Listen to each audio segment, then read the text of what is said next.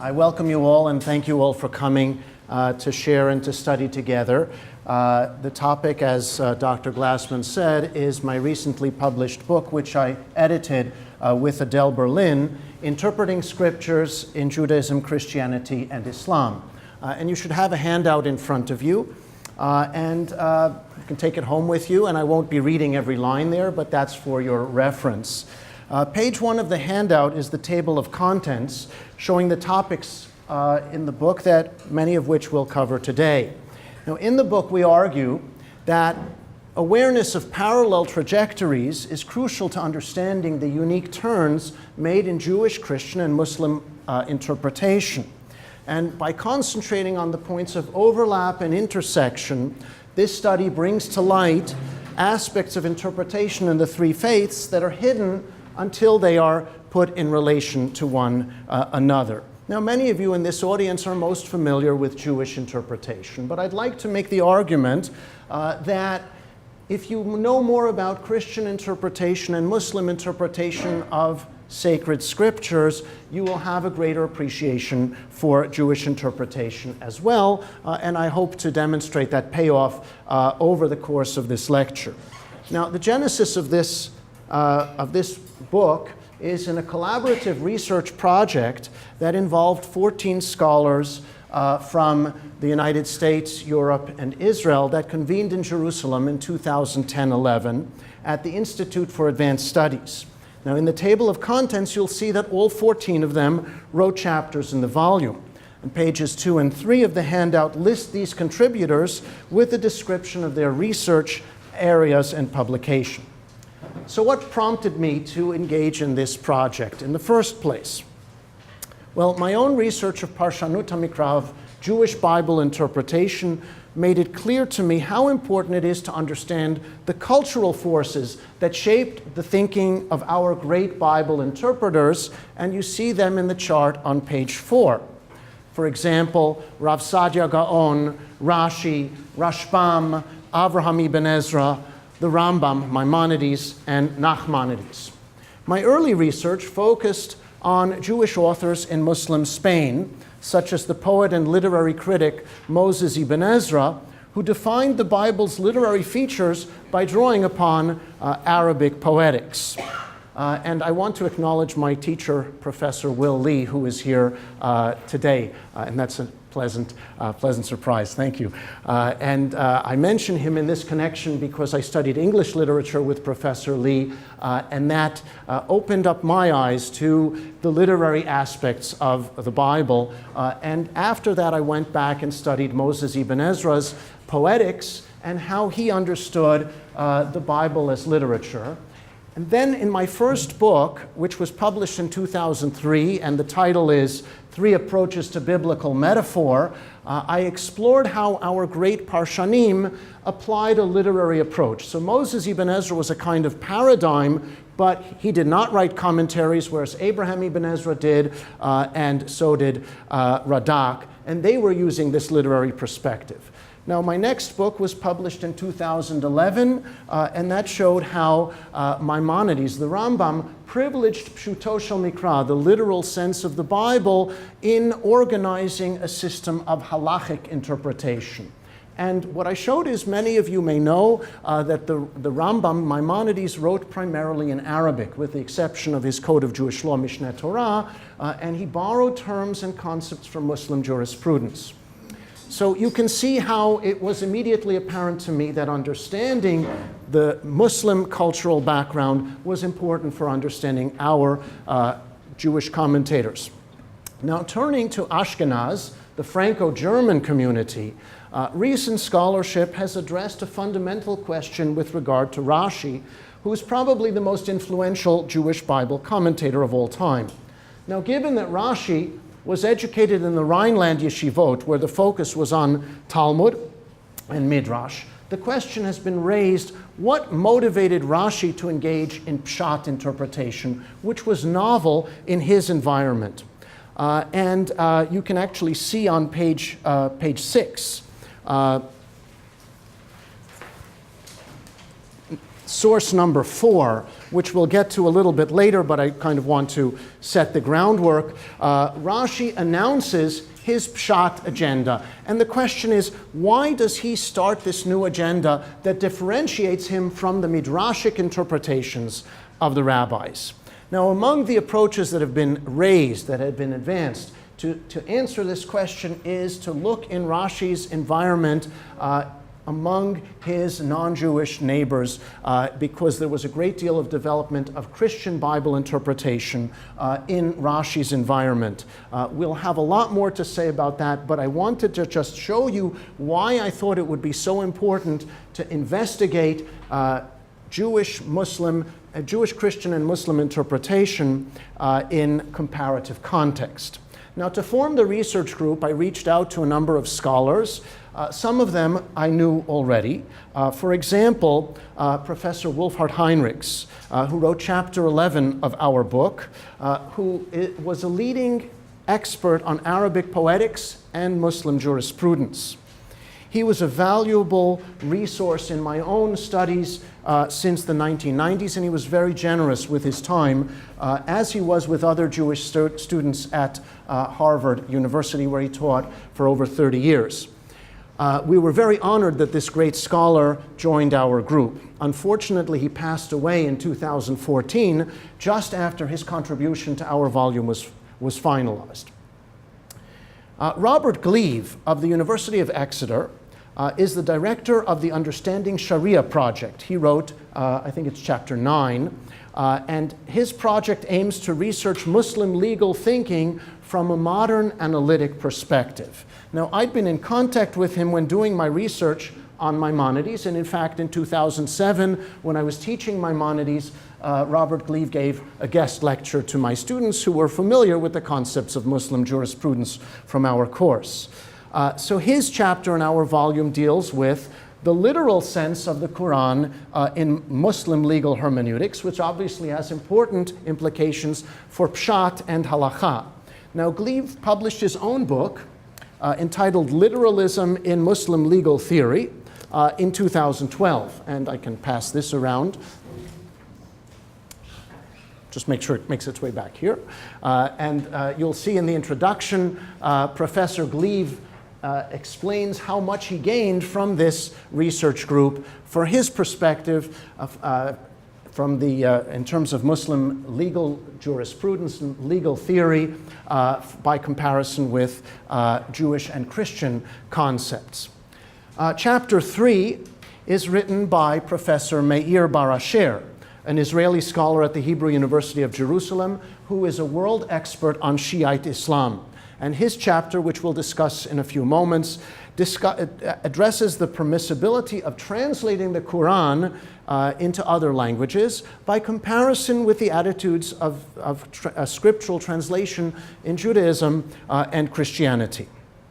Just recently, Barasher published a 900-page volume entitled Islam, History, Religion, and Culture, which will undoubtedly be a definitive authoritative work on Islam for decades to come. So I guess this is a show and tell. But my purpose here is to show that these are very productive scholars who have since published other important works. Now, most of the chapters in the volume deal with Christian interpretation, and I won't go into all of them here, but I would like to single out a few. Early Christianity was actually conflicted about embracing Hebrew scripture, which relates to the Jewish people. Now, to overcome this problem, the early church fathers argued that the literal sense of the Bible is only its surface layer, a sort of facade. The true meaning of the Bible lies beneath its surface. This developed into the theory of the multiple senses of the divine word. In addition to the literal sense, the Bible has many spiritual senses, and these convey its true message, revealed by Jesus Christ. As you see on page 5, source number 1, the Rambam, Maimonides, knew of this Christian perspective, and he actually describes it in Mishneh Torah. Early Christian spiritual interpretation is represented in our volume in chapter 2 by Sidney Griffith, a scholar of Eastern Christianity. and he is a professor at the Catholic University of America in Washington, D.C. His research focuses on Christians in the Middle East whose first language was Syriac, which is a dialect of Aramaic. It's Christian Aramaic. But after the Muslim conquest, the Christians in the Middle East made a transition to Arabic, much the same as the Jews did as well. The Jews were originally writing and speaking Aramaic, that's the language of the Talmud, but by the late Gaonic period, there was a transition to Arabic. Rav Saadia Gaon, for example, wrote the Tafsir, which is the authoritative, was for Jews in Muslim lands, the authoritative Arabic translation of the Bible. Now, after our time in Jerusalem, Professor Griffith published his book entitled The Bible in Arabic, which deals with Christian Bible translations in Muslim lands after this linguistic cultural transition. Now, in his book, Griffith acknowledges the insights that he gained into his subject from his exposure to the members of our group discussing whether it's Rav Saadia Gaon or certainly he spoke to the experts in Islam such as Meir Bar Asher and Wolfhard Heinrichs, whom he knew already quite well for decades, and also Robert Gleave. Now, chapter 2 deals specifically with the early Christian interpretation of the binding of Isaac, Akedat Yitzchak, which is taken to be a foreshadowing of the crucifixion. Now, obviously, this is not the literal sense, but the way that the early church fathers, the Syriac fathers, understood this was that Abraham sacrificed his son just as God would sacrifice his son, and that there's this symbolic typological link between those two. And so this illustrates the notion of typological interpretation in Christianity by which the Old Testament narratives hint at the future history of the church. Now, some of you may recall the Midrashic strategy that Ramban, Maimonides, describes in a systematic way under the rubric of Ma'aseh Avot Siman Lebanim. And that's a rabbinic expression that he interprets to mean that the narratives about our forefathers in the book of Genesis foreshadow events in the later history of the Jewish people. Although Ramban cites precedents for this mode of interpretation from Midrashic sources, it is quite clear that he borrows terms from Christian learning to conceptualize it. This brings us to the opening chapter of the volume by James Kugel, a well-known Bible scholar at Bar Ilan. His research focuses on early interpretation of the Bible, both Christian and Jewish, from the Second Temple period, including the Qumran scrolls, apocryphal literature, the New Testament, as well as Midrash and Talmud. As Kugel shows, the shared assumption of early interpreters, both Jewish and Christian, is that the true meaning of the Bible lies beneath the surface. For all of them, the Bible is a cryptic text, and its authorized interpreters, whether the rabbis or the church fathers, revealed its deeper meaning. This is something familiar to us in Jewish tradition. For example, when the rabbis say, Al Tikre banayich ela bonayich. Don't read it this way, read it that way. Or, for example, the verse that we just read, ayin tachat ayin, an eye for an eye. And the rabbis interpret that it doesn't mean to poke out the other person's eye, it means monetary compensation. So the rabbis are reinterpreting the text to go beneath the surface to get at its real meaning. Now, in Islam, by contrast, a completely different outlook was advanced, and this is the subject of chapter 3 of the volume. A number of Quranic verses indicate that this scripture, the Quran, was revealed to Muhammad in, quote, clear Arabic. In other words, you don't need any interpretation, any allegorical interpretation, spiritual interpretation to understand it. The literal sense was privileged in Islam from the outset. Quite different from early Midrashic interpretation. As we'll see later, this had an impact on Jewish interpretation as well. In Islam, the idea that the Quran has a special character in its original Arabic language led to a unique Muslim aesthetic judgment about its scripture.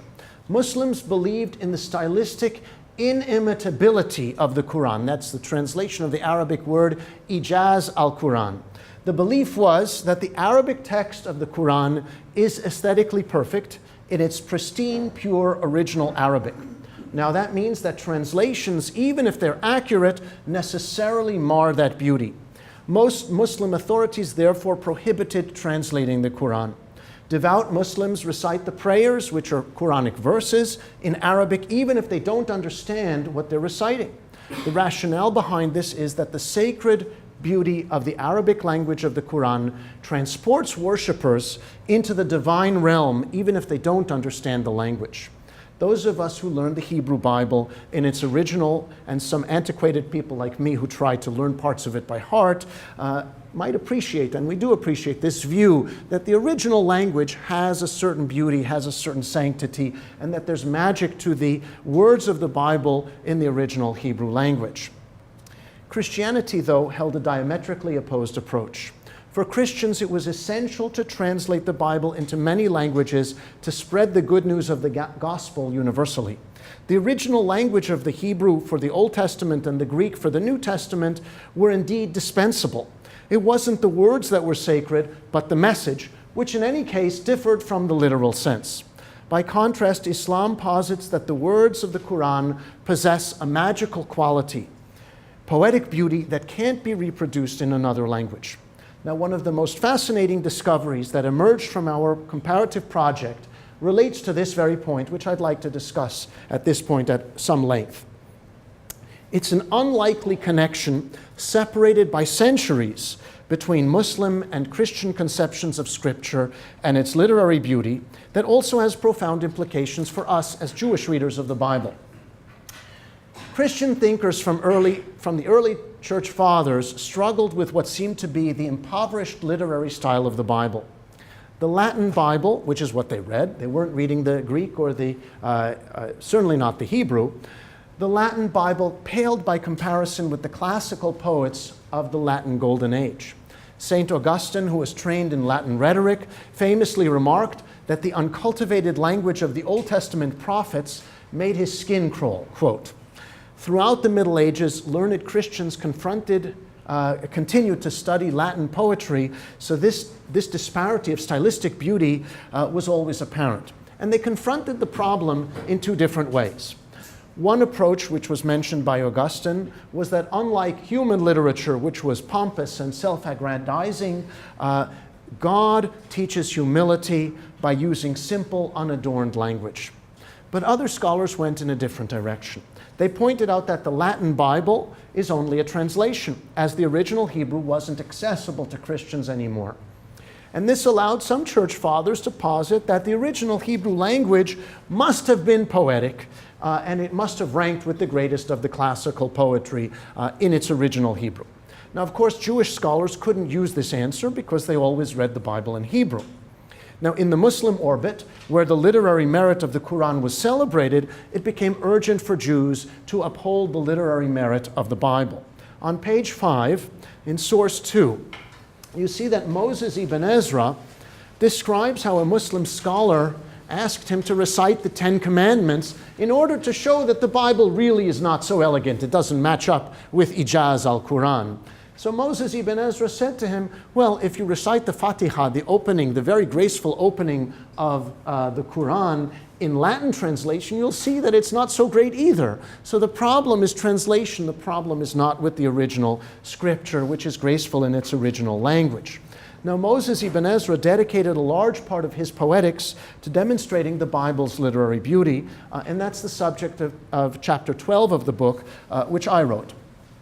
Ibn Ezra enumerates 20 literary techniques defined by Arab experts on poetry and shows you how they are already employed in the Bible. And these include metaphor, simile, hyperbole, anaphora, and a variety of metrical verse forms.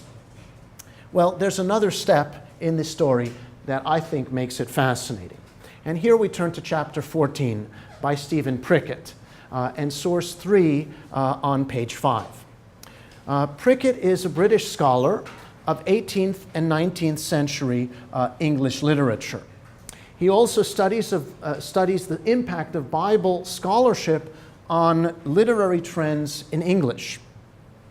Now, what's interesting about Prickett is that our group introduced him to a whole new world, because in his background, and Rona here is smiling because I'll digress here for a moment because it's just interesting to understand who he is. And Professor Lee as well sat with Professor Prickett it made him feel very comfortable here at Yeshiva, so he had a welcoming committee. He came when I was still in Israel in the spring of 2011 because 2011 was 400 years since the publication of the King James Bible. He came to speak in a number of places in America, and among them was Yeshiva, about the impact of the King James Bible on English literature. Now, he was working at the time on a book called The Bible and the Arts, which is this volume here, that came out in 2014. He had not had significant interaction with Jewish scholars until he came to Jerusalem. When working on the Bible and the arts, he turned to a variety of Christian scholars.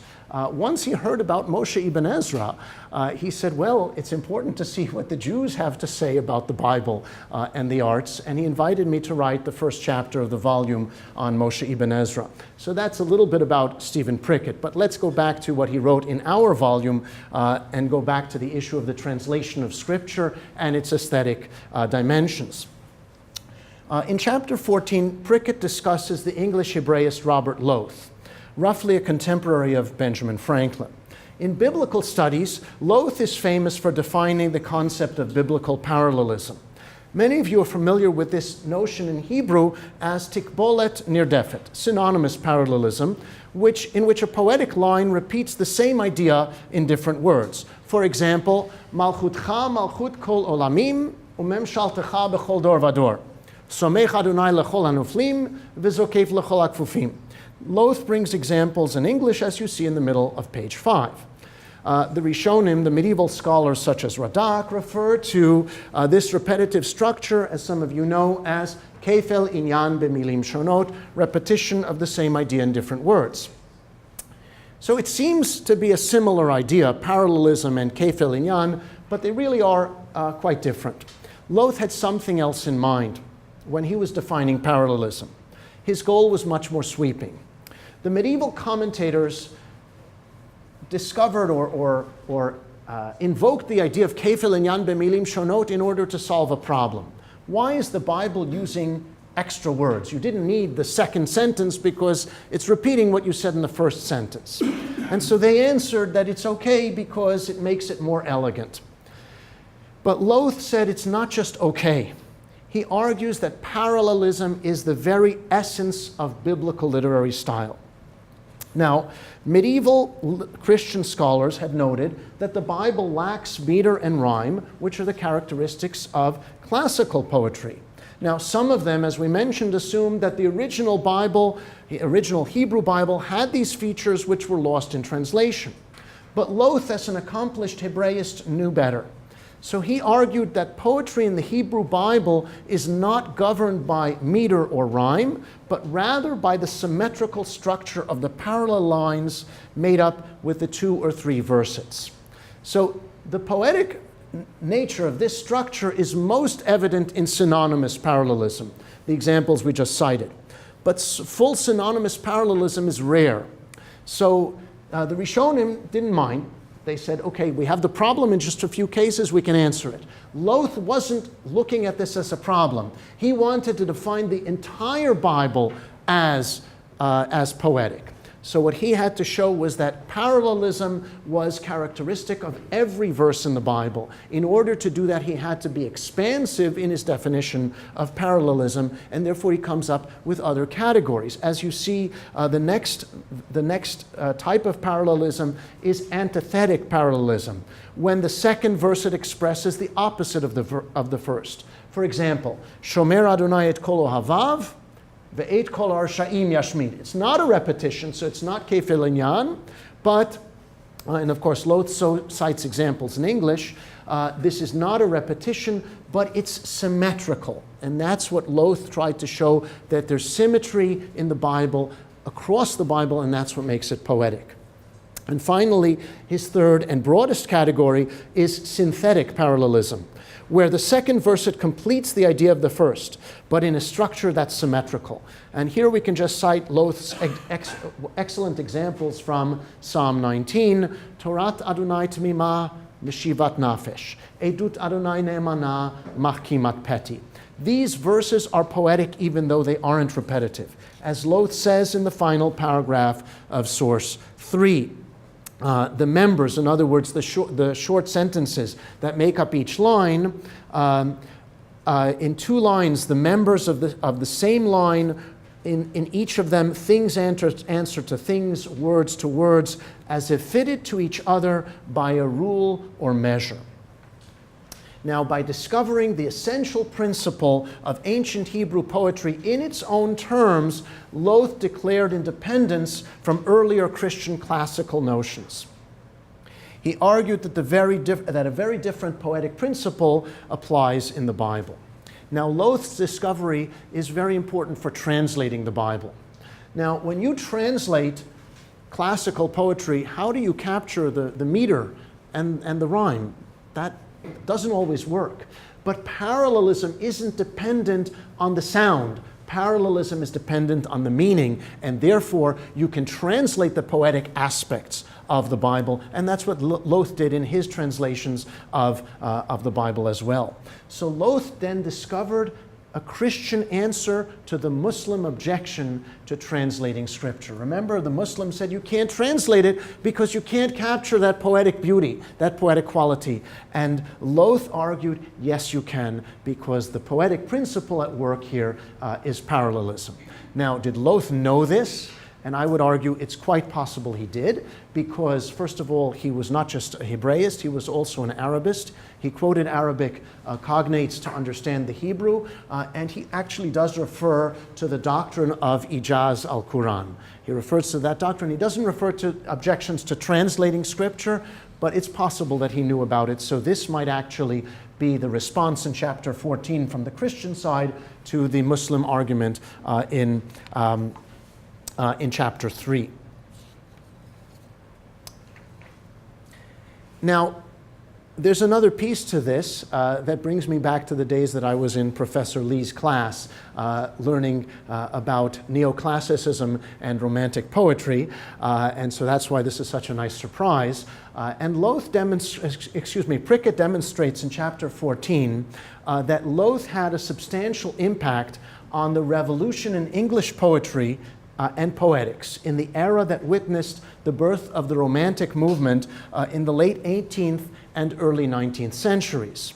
Now, in the early 1700s, neoclassicism dominated English literature. The famous poets of the age were John Dryden and Alexander Pope. They took as their model the classical Greek and Latin writers. Their poetry was characterized by high style that observed order and correctness. And the high style of neoclassical poetry was accompanied by a social agenda as well that privileged the upper classes. So the best of literature was about kings and queens, lords and ladies, and the realm of the court. Now, a literary revolution that came to be known as Romanticism occurred at the end of the 18th century. Poets and theorists of literature began to move away from the strictly ordered artifice of neoclassical literature and began writing simpler, unadorned poetry. Literature began to focus on common people, their feelings and experiences. Obviously, this coincides with the great political movements of the time, both the American and the French revolutions. When Loth became professor of poetry at Oxford in 1741, he was tasked with giving the opening lectures on poetry and poetics, and he chose Hebrew poetry as his subject. And he came to realize that the Bible violates the aesthetic norms of his time. Remember that quote from Augustine about the Old Testament prophets making his skin crawl because they're not elegant in the classical sense. So Lowth had to deal with this in the neoclassical era in the 1700s. In the neoclassical tradition, poetic diction had to be elevated and refined, idealistic and abstract, rather than realistic and concrete. It was about lofty ideas. It didn't go into details. By that standard, many passages of the Bible seem simple and unpoetic, unelevated and unrefined. Equally important, it lacked the meter and rhyme celebrated in classical and neoclassical literature. Lowth met this challenge by arguing that the Bible adheres to a different poetic standard altogether, one that is not dependent on meter and rhyme or even elevated diction. Through plain, unadorned language, the Bible uses a simple, symmetric verse form, parallelism, to express simple and detailed but sublime thoughts about the emotions common to humanity, especially man's search for God. And as Prickett writes very beautifully, and here I quote, Lowth was an 18th century literary critic, but the sentiments he articulates, such as the praise of realism, depth of emotion, and sublimity of expression, all look forward to the Romantic era and were recognized to be so by Romantics such as Wordsworth, Coleridge, and Shelley. As Prickett goes on to demonstrate, the Romantic poets in turn looked to the Bible rather than the classics for their inspiration. Now I'd like to turn to another major topic in the volume that will be familiar to many of you, but here as well I'd like to show how the comparative endeavor has much to offer that is new, and I'm referring to the concept of pshat, or the plain sense of Scripture. We already mentioned the Muslim notion that the Quran is written in clear Arabic and didn't require an interpretive tradition or call for a spiritual sense. In other words, what you see is what you get. When you read, when you open up the text, you can understand it as is. It isn't surprising then that Jews in the Muslim orbit began to reconsider the relative valuation of the literal sense of Scripture versus the Midrashic tradition. Chapter 5 of our volume by Meira Polyak of Tel Aviv University discusses the Karaite movement that emerged in the Muslim East and adopted a similar view about the Hebrew Bible. The Karaites said you don't need the oral tradition, the oral law, because you can understand the Bible as written. So because they rejected the authority of the Talmud and Midrash, they could turn to the Bible as is. Now, they developed very powerful philological methods drawing upon Arabic grammar and linguistics. But the Karaites were not the only ones to develop a linguistic analysis of the plain sense of the Bible. We mentioned Rav Saadia Gaon, who translated the Bible into Arabic, and he translated for the most part literally. Now, the Rabbinite commentators you see in our chart on page 4, and they are discussed in chapter 8 of the book, which I wrote, and it deals with the emergence of the rule of pshat among our commentators, among the Rabbinite commentators. And actually, this is the project. This project is my current book project, which I'm currently finishing up and will be published by the University of Pennsylvania Press. And that is a book will be entitled The Rule of Pshat, Jewish Constructions of the Plain Sense of Scripture in Their Muslim and Christian Contexts. Now, unlike the Karaites, the Rabbinites had to find a source in rabbinic tradition that permits an analysis of the Bible without the Midrashic tradition. And for that purpose, they turned to a Talmudic expression, ein mikra yotzei midei pshuto. The Bible never loses its plain literal sense, and that was a justification for them to interpret the Bible philologically. Now, what Jews then in Muslim lands were doing is essentially looking at the surface level of the Bible, looking at the simple, plain meaning with philological tools, and they did it alongside the interpretations of Chazal.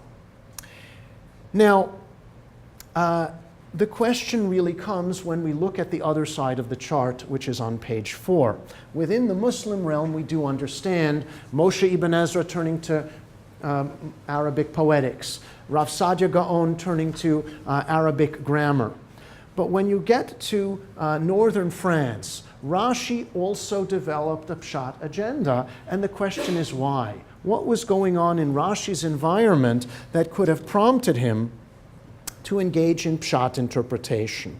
And as you see in source 4 on page 6, that is his programmatic sentence, his programmatic statement, where he says, the rabbis have engaged in midrashic interpretation, but my aim is to interpret the pshat of Scripture. But there are two major questions that have to be raised about Rashi. First of all, anybody who has studied Rashi knows that most of Rashi's interpretations are not pshat interpretations. Most of them are midrashic interpretations. And this was actually noted by Abraham ibn Ezra, source number 5, who says that Rashi thinks it's pshat, but it's only about 1 in 1,000 is pshat. So maybe he's a little too harsh, but maybe it's 5 in 1,000, 50 in 1,000.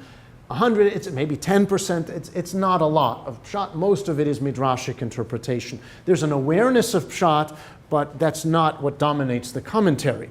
And even Rashbam, Rashi's grandson, makes note of this, although he's a little bit, he's a lot kinder to Rashi than Ibn Ezra was. But Rashbam, Rashi's grandson, went on to write a pure pshat commentary in which he said Rashi started, but I have to write a commentary that it does not involve midrash at all. But the larger question, as I said, is a cultural one. What prompted Rashi to start doing pshat interpretation to begin with? And it's important for us to understand why this is a question, and we sometimes take it for granted, because if you look at the chart on page 4, and it's a useful chart, I use this in my classes, if you see on the left-hand side, you have the commentators and the ones that are in bold, such as Ibn Ezra, Rashbam, Radak, and Ramban. Those commentators have instilled the importance of pshat within our consciousness, within our awareness.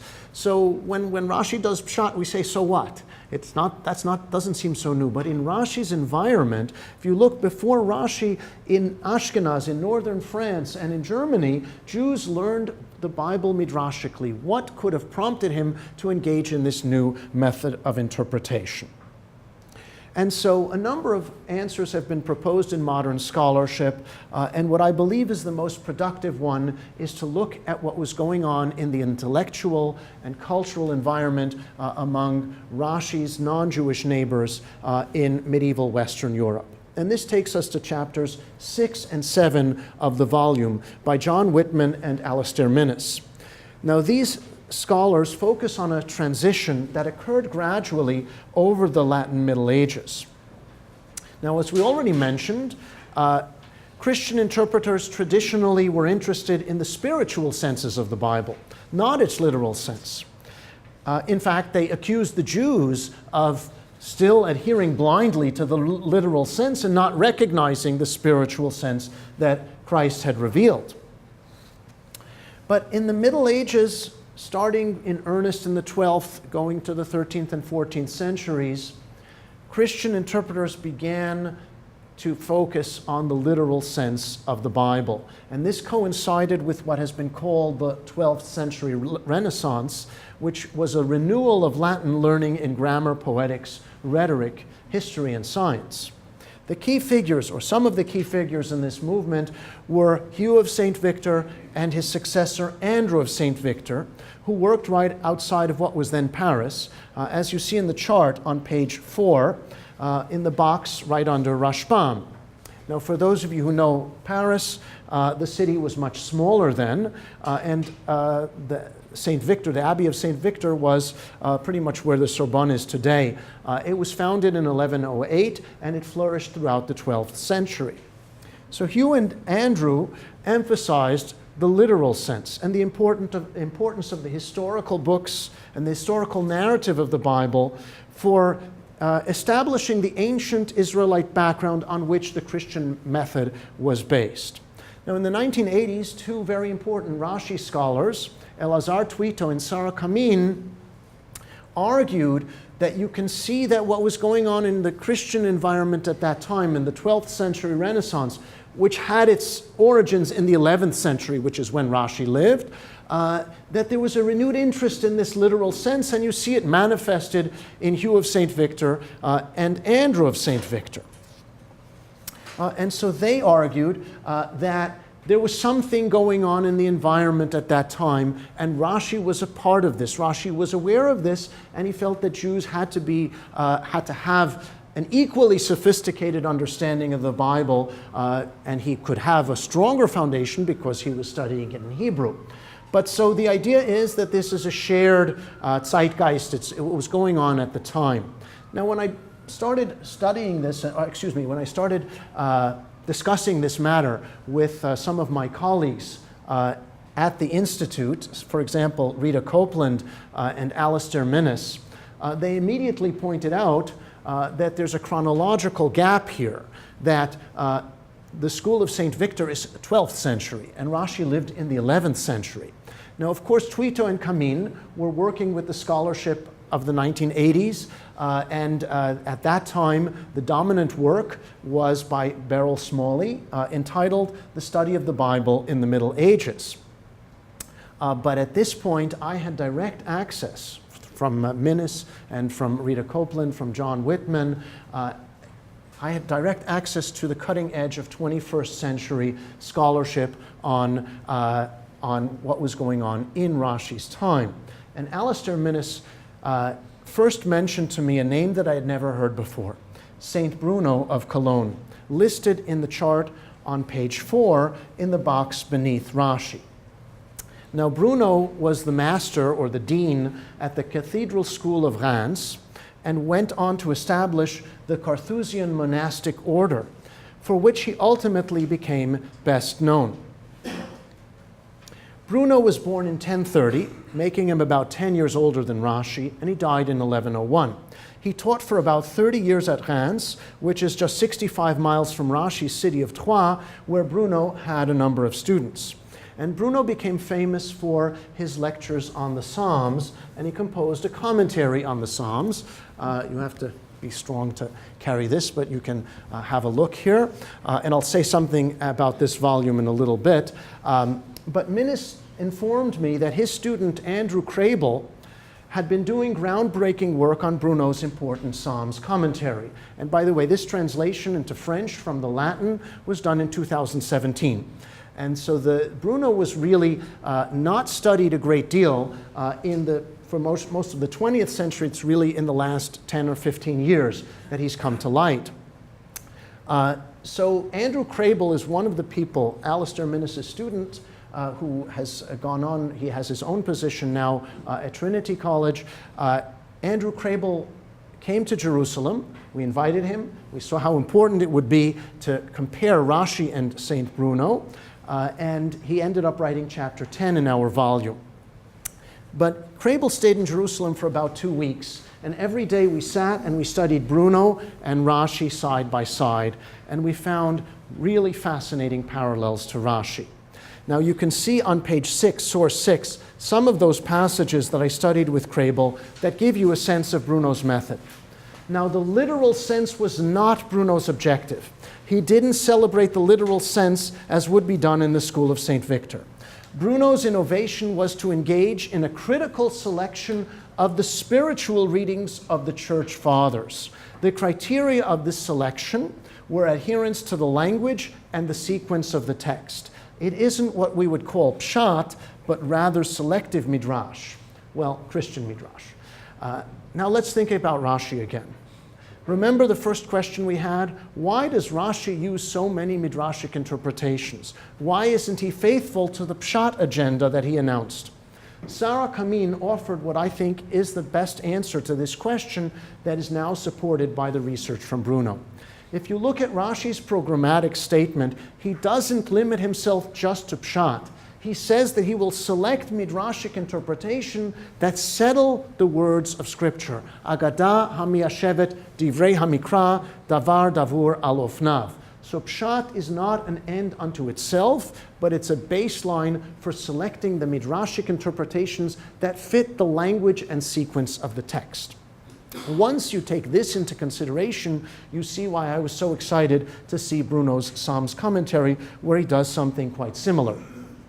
There's a lot more to say about these parallels that I think must wait for another time, because it's another project I'm working on currently. I have submitted a book manuscript to Cambridge University Press that's been accepted for publication, and the title of that book will be Rashi Bible Interpretation and Latin Learning, a New Perspective on an Exegetical Revolution. So maybe you'll hear another book talk about that in a few years, if you're good enough to invite me again. But one last footnote of human interest with which I'll conclude. This past summer, I delivered a lecture in Jerusalem on the parallels between Bruno and Rashi at the World Congress of Jewish Studies, and actually that paper is, I wrote that up, and it's going to be published in a Journal of Medieval Latin Studies. Hopefully it should be out soon. Now, in the audience were a lot of the familiar faces when you go to these conferences. Many of my colleagues, we know each other for years, for decades. It's nice to see new faces, some old faces. The World Congress of Jewish Studies meets every 4 years. But there was one person, it was probably more than one, but one person stood out that I didn't recognize. She was a nun, dressed in a nun's habit. And after the lecture, I didn't have time to speak with her, because you end up, people spoke to whoever was asking me questions at that time, and she left. But actually, after the lecture, I got an email from her. And she said, "My name is Sister Nur Allah, and I'm at the monastery at Beit Jamal in Beit Shemesh, and I was wondering if I could meet with you to discuss your lecture about St. Bruno." And I said, "Yeah, it would be very interesting to hear why you came to this lecture." So she said that she's a sister in the Carthusian order of St. Bruno, that St. Bruno founded. Now, she's originally French, but she took on the name Nur Allah, that's not a French name, when she moved to the Middle East, first as a volunteer in a Lebanese orphanage, and now as a nun in Israel. And as I mentioned earlier, Bruno taught at Reims, where he wrote his Psalms commentary. But in the 1080s, he withdrew from public life and became a monk, and ultimately founded the Carthusian order. Now, the monastery that he and his brothers built near Grenoble in France is still operational, as Sister Nur Allah informed me. She visited that monastery, but now resides in Beit Jamal and Beit Shemesh. So Sister Nur Allah said she was intrigued that a Jewish scholar would take an interest in Bruno, who was their patron saint. Although she and the other sisters are most interested in Bruno's contemplative life as a monk, they also venerate his Psalms commentary. And it's she who informed me that the work was translated, which I didn't know about, because it was also done by a monk. So I went ahead and told my colleagues, Alistair Minnis and Andrew Kraebel, who work with Bruno. And so, as you see, this comparative project continues. Now, I welcome any questions you may have after the lecture, and thank you all for listening.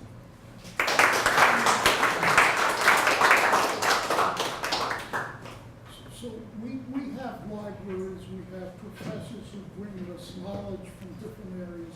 How did Rashi absorb Bruno? What in a tavern? Where did he meet? Probably not a tavern, but that I think is a very good question. And when Bruno, okay, yes, I'll repeat the question. The question was, how could the ideas have transferred from from Latin to Jewish scholars? There is evidence that Rashi interacted with Christians, because he does have responses to Christian doctrines in his commentaries. Some of those were actually omitted from the printed versions, because Jews were always afraid that Christians would accuse them of attacking Christianity or undermining Christianity. But Rashi was aware of Christian interpretations. And the other thing is that Bruno had students. just recently, I think in 2013, what was called a mortuary roll was published in a critical edition where after Bruno died in 1101, his monks went from community to community to write recollections of Saint Bruno. And so we know where he had students, and 3 of them were in Troyes, where Rashi lived. Now, I went to Troyes in 2016, or was it in 2016, I went to visit Troyes, and you can see the old city. The old city is probably smaller than from here to the other side of Washington Heights. You can walk the whole thing in 10 minutes, which means, and it had maybe 5,000 people in it, you knew everybody in the city. So it's clear that the Jews and Christians were talking to one another in Old French. Yes? Shall we assume that Rashi was aware of Bruno's interpretation of the Book of Psalms, that his commentary on the Psalms might reflect that more so than So that's something that I discuss at length in the article that I wrote that will be published, and so I can give you the references after, and it's something I'll discuss in the book. I believe that there is indirect evidence. I don't think that Rashi understood, sat and learned, every word of what Bruno wrote.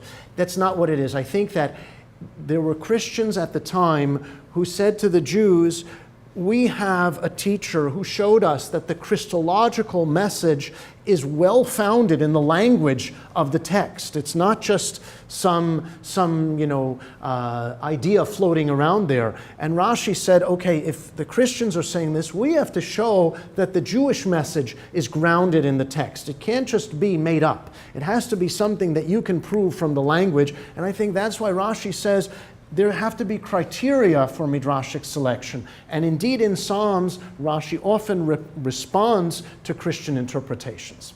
Yeah? So when you were talking about, I think, Loth, was his name? Loth, Robert Loth. So he was studying the poetry. Yes. The Bible. So did he look into the cantillation at all as a method of Yes. poetry? Yes, sure. That was important for the syntax, certainly. For his They studied parallelism? Masora. He studied. He wrote a Hebrew grammar. So yes, they were very. This was very important for Hebraists at the time. Yeah. Yes. I get this sense that all the commentators said people just playing defense. So I think it's more. I think it's a little more complex and sophisticated than that. I think it's more that we live in a society, and this is something that really came to the fore in this volume. Sidney Griffith, for example, the book that he wrote before coming to the group, and this is something that I learned so much from. It's true, Christians, for example, he wrote a book called The Church in the Shadow of Islam, or the shadow of the mosque maybe, where he writes how Christians in Muslim lands began writing theology in Arabic. And all of a sudden, the issue of the Trinity they became very defensive about the issue of the Trinity, where they didn't have to be defensive before the advent of Islam. So yes, you play defense, but it's more that you necessarily absorb the ideas and the culture around you. So for example, Rav Saadia Gaon, as Sidney Griffith came to learn, and he said he appreciated this, Rav Saadia Gaon wrote Emunot V'Deyot. He wrote a philosophical treatise expounding the fundamental tenets of Judaism. So obviously the content of the book is traditional, but never before had a Jewish author sat down to write in a systematic way, a systematic philosophy of Judaism. So do you call that defense, or do you call that drawing upon the opportunities made possible by the culture around you to present Judaism in a more systematic way, in a more sophisticated way? And so the adoption, for example, of poetics. One could say Moses Ibn Ezra was defending the honor of the Bible, or you could say that he was able to harness Arabic poetics to see the literary beauty of the Bible that one might not appreciate otherwise. And that's really what I meant, and I'll read the very first line because it's a quotation from the beginning of the book. Maybe it'll become a little bit more vivid to you, in this book we argue that awareness of parallel trajectories is crucial to understanding the unique turns made within Jewish, Christian, and Muslim interpretation, over and above revealing commonalities or mutual influences. And by concentrating on points of overlap and intersection, the study brings to light aspects of interpretation in the three faiths that are hidden until set in relation to one another. And that's really what I think is the goal of this comparative study. Okay, I want to thank you all for coming and for listening. If there are more questions, we can take them afterwards. Thank you.